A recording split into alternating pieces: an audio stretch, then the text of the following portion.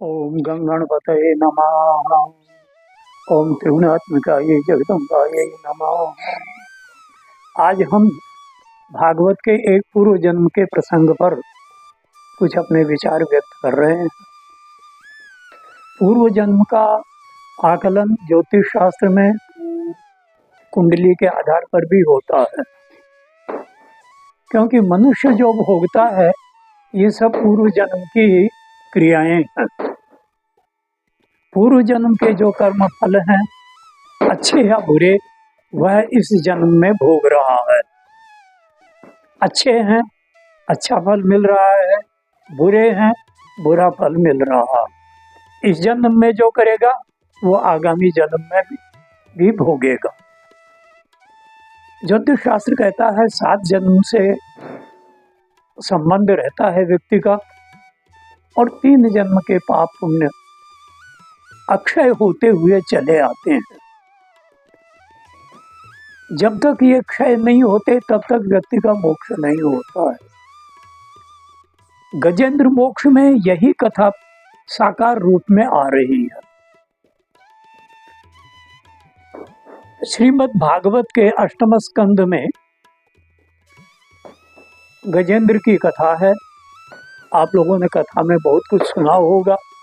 चतुर्थ मनवंतर हुए तामस नाम के, और उस समय में त्रिशिख नाम के इंद्र राजा थे।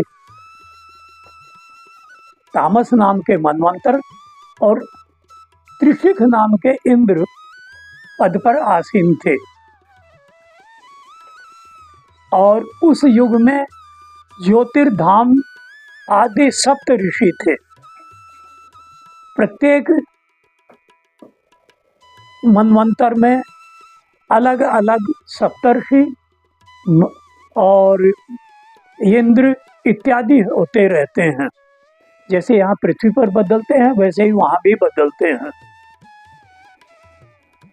उस समय में एक विधृति नाम की महिला ऋषि पत्नी, उनके वैधृति नाम के देवता थे। उन वैधृति ने उस समय में नष्ट होते हुए और वेदों का उद्धार किया था, उनका रक्षण किया था, इसलिए उनका नाम वैधृति पड़ा। तो वो वैधृति पंचांग में 27 योगों में भी स्थान पा गए।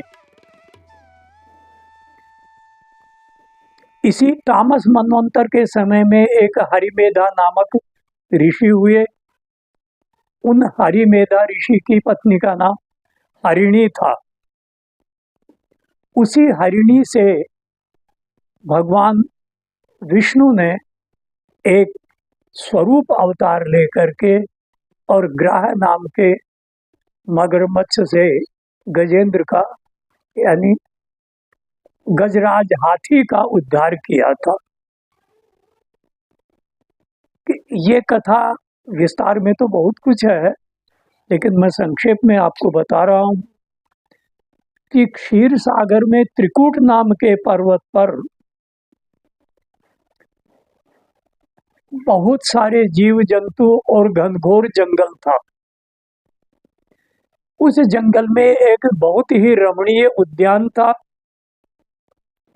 वह रमणीक उद्यान वरुण देवता का ऋतुमान नाम का उद्यान था। उसमें अच्छे सुंदर सुंदर सरोवर, उन सरोवरों में फूल खिले हुए थे, और चारों ओर सुरभि फैली हुई थी। वन में बहुत से जीव जंतु पक्षी चतुष्पद सभी तरह के रहा करते थे। उस सरोवर में यानी ऋतुमान सरोवर में देवांगनाएं भी आकर के और अपनी केली किया करती थी। उसी त्रिकूट पर्वत के घनघोर जंगल में एक हाथियों का झुंड रहता था। हाथियों का झुंड जहाँ रहता है वहां गजराज एक होता है, बाकी दूसरा गजराज वहां रह नहीं सकता। तो वह गजराज खेल उन हथिनियों के साथ कल्लोल करते हुए और धीरे धीरे उस सरोवर के पास आ गया, ऋतुमान सरोवर के पास। उसको बड़ा अच्छा लगा, चारों ओर बहुत सुंदर प्रकृति दृश्य था, तो वह उस जल में उतर गया और जल में कल्लोल करने लग गया, इधर उधर सूंड से पानी फेंकने लग गया, नहाने लग गया। उस सरोवर में एक मगरमच्छ ग्राह रहता था, जिसको ग्राह कहते हैं। उस ग्राह ने देखा बड़ा अच्छा अवसर है, तो हाथी जैसे ही धीरे धीरे गहरे पानी में जाने लगा कि उस ग्राह ने हाथी का पैर अपने मुंह में ले लिया। अब हाथी ने जोर लगाया कि क्या हुआ ये, देखा तो उसका पैर किसी मगरमच्छ ने पकड़ रखा है। बहुत छटपटाया और बहुत कोशिश की कि किसी तरह से इस पैर को उसके मुंह से निकाल ले, लेकिन नहीं निकाल सका। जैसे ही वो निकालता, कोशिश करता, तो वो ग्राह और पानी में खींचता चला जाता, क्योंकि ग्राह तो पानी का जीव था और हाथी स्थल प्राणी, दोनों में युद्ध हुआ। अब कहीं कहीं तो आया है कि 5 वर्ष सहस्त्राणी, खैर वो अलग विषय है, हम उस पर नहीं जाएंगे। लेकिन भयंकर युद्ध हुआ, लेकिन ग्राह मुक्ति नहीं पा सका।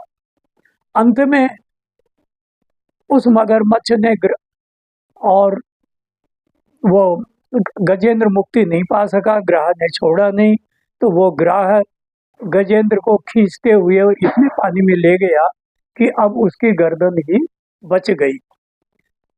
गजराज ने सोचा अब मैं मरने वाला हूँ, क्या करूं? तो तुरंत उसको अपने पूर्व जन्म की स्मृति हो आई।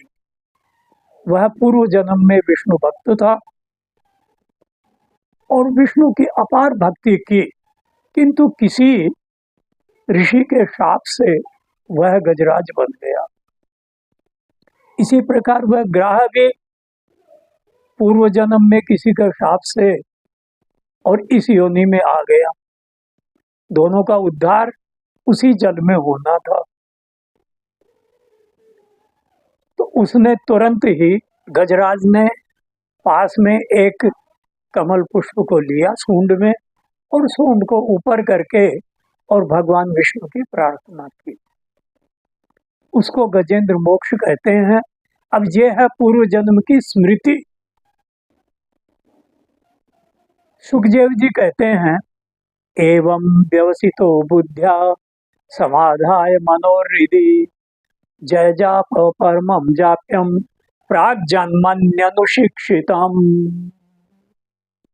इस प्रकार से गजेंद्र ने पूर्व जन्म में जो शिक्षा दी थी उसको वह याद करके और भगवान की प्रार्थना करने लग गया। गजेंद्र उवाच ओम नमो भगवते तस्मै यत एतच्चिदात्मकं पुरुषायादि बीजाय परेशाय विधीमहि इत्यादि प्रार्थना करते करते और वह बड़ा ही आर्द्र हो गया, दुखी हो गया, अश्रुपात होने लग गया। यह प्रार्थना तुरंत भगवान विष्णु ने सुनी। सुनते ही क्या कहते हैं, तम तद्वदार्थमुपलभ्य जगन्निवास स्तोत्रम निशम्य दिग्विजयी सह संस्तुवद्भिः। इस स्तोत्र को सुन करके और भगवान तुरंत विचलित हुए और वहां से गरुड़ पर बैठ करके और आए। और आते ही भगवान ने छंदोमये न गरुड़े न समुह्यमान चक्रायुधोभ्यगमदाशु यतो गजेंद्र। जहां पर गजराज थे वहां पर भगवान तुरंत गरुड़ पर बैठ करके आए, गरुड़ से उतरे और उतरते ही उन्होंने तुरंत गजराज को और ग्राह को दोनों को जल के बाहर निकाला, चक्र से ग्राह का मुख विदीर्ण किया, गजराज को मुक्त किया। इधर गजराज की मुक्ति हुई और उधर वह ग्राह मुक्त होकर के और भगवान का स्वरूप धारण करके और स्वर्ग की तरफ जाने लगा। तो ये दोनों ही मुक्त हुए। अब आपको ये बताया था कि दोनों शाप से इस योनि में आए। आदमी पुण्य करे, पुण्य करते करते यदि अपराध करता है तो उसको घोर पाप लगता है, जैसा कि इन दोनों को भोगना पड़ा। इसलिए पुण्य के अहंकार में मनुष्य ये नहीं सोचे कि मैंने तो बहुत पुण्य कर लिया, इतना सा पाप किया तो अब मेरा क्या है, कुछ नहीं बिगड़ेगा। ऐसा कुछ नहीं है। ज्ञानी को दंड ज्यादा मिलता है, अज्ञानी को दंड नहीं मिलता।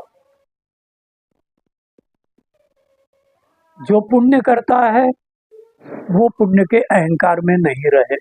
अब ये ग्राह वही श्रीमद् भागवत में आया है कि ग्राह का पूर्व जन्म क्या था।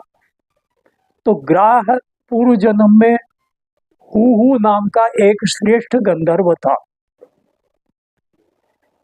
और उसको अहंकार हो गया, तो ऋषि देवल ने उसको ग्राह बनने का शाप दे दिया और वह उस योनि से उस जलाशय में ग्राह बन करके आ गया।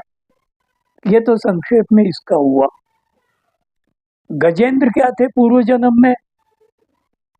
तो गजराज भी द्रविड़ देश के पांड्य वंश के एक राजा थे जिनका नाम था इंद्रद्युम्न। वो ग्राह थे, ये गजेंद्र थे। द्रविड़ देश के पांड्य वंश के राजा इंद्रद्युम्न थे, जो बड़े प्रतापी थे, भक्त थे और दानी थे, पुण्यात्मा थे, विष्णु भक्त थे, परम विष्णु भक्त। एक बार अगस्त्य मुनि वहां आए और उसने उनके शिष्यों के साथ आया हुआ उनको देख करके और उनका कोई विशेष सम्मान नहीं किया, अवहेलना सी की। अगस्त्य मुनि को तुरंत क्रोध आ गया। तपस्वी थे और तपस्वियों को तत्काल क्रोध आ जाता है। तो उन्होंने उसको शाप दे दिया कि ये जड़, तू जड़ बुद्धि से और मेरा आगमन जान करके भी और मेरे शिष्यों का और मेरा सत्कार नहीं कर रहा है। हम किस लिए आए कुछ पूछ नहीं रहा है। जा तू इस योनि से जड़ योनि में चला जा। जड़ योनि गज की होती है, जो कुछ सोच समझ नहीं सकता। तो उस मूर्ख योनि में तू जाकर के पैदा हो। अनुनय विनय की, बहुत अनुनय विनय के बाद कहा तेरा उद्धार होगा, विष्णु भगवान उद्धार करेंगे। वह राजा इंद्रद्युम्न इस प्रकार से गजेंद्र योनि को प्राप्त हुआ, जहां भगवान विष्णु ने उसका उद्धार किया। अब यहाँ पर मैं कुछ ज्योतिष की बात भी बता देना चाहता हूं कि कुंडली में बुध और बृहस्पति ये दोनों विद्या और बुद्धि के कारक होते हैं, पुण्य के कारक होते हैं, भक्ति के भी कारक होते हैं। उस पांड्यवंशी राजा इंद्रद्युम्न की कुंडली में बुध और बृहस्पति बलवान होंगे, त्रिकोण से संबंध रखते होंगे, जिसके कारण वह विष्णु की भक्ति में लगा और इतनी भक्ति रही कि पूर्व जन्म के संस्कारों से इस जन्म में भी उसको वह स्मृति हो गई और उसका उद्धार हो गया। ओम।